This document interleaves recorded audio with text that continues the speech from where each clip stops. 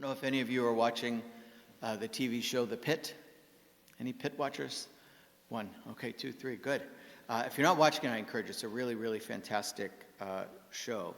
It stars Noah Wyle. Takes place in a Pittsburgh emergency room, and it's a really compelling drama.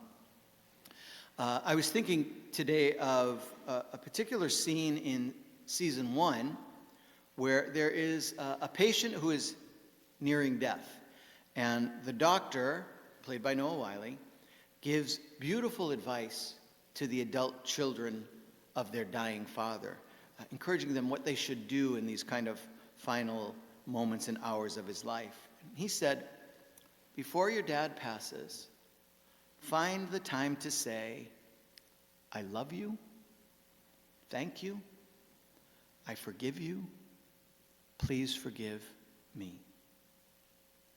This is great pastoral advice. And they are words that really reveal the power of forgiveness.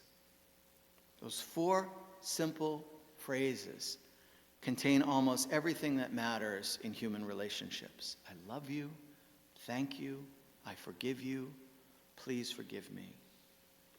When people reach the end of life, the things that once seemed important fade away. Careers, arguments, old grudges, pride, whatever it might be.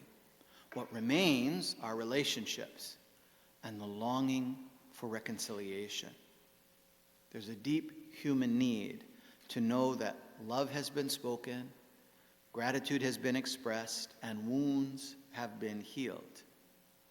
Forgiveness has the power to set hearts free, both for the one who receives it and the one who offers it. And I think this is exactly what's at the heart of today's gospel.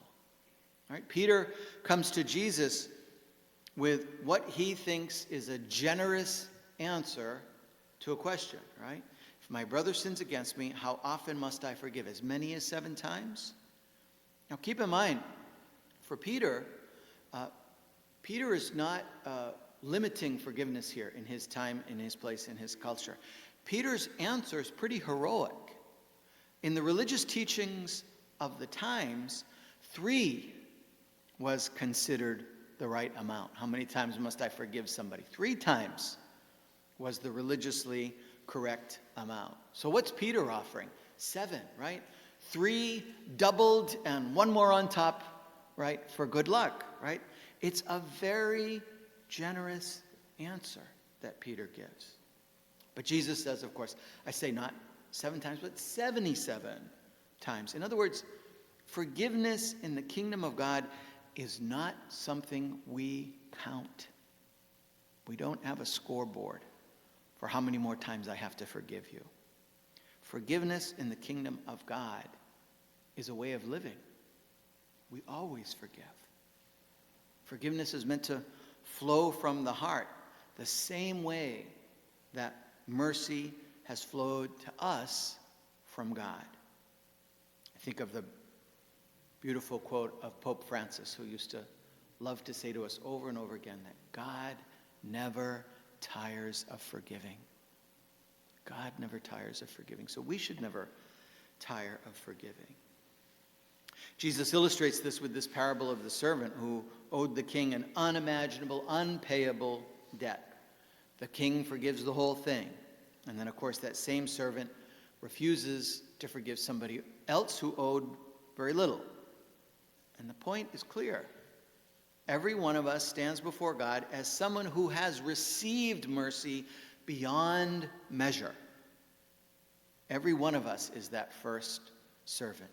An unpayable debt has been freely forgiven for us. Every sin forgiven, every second chance given, every moment when God did not treat us as we deserved. This is the mercy that we receive over and over and over again. And when we remember that, it becomes harder to cling to resentment against one another.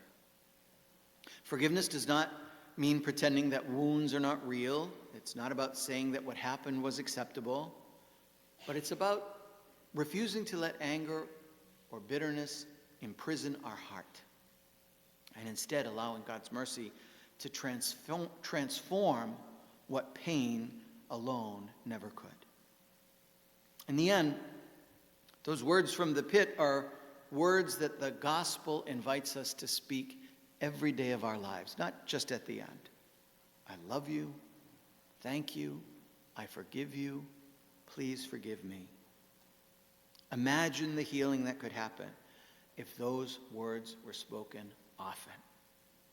Forgiveness is the greatest strength a human heart can show, because in choosing to forgive, we begin to look more like God who has forgiven us.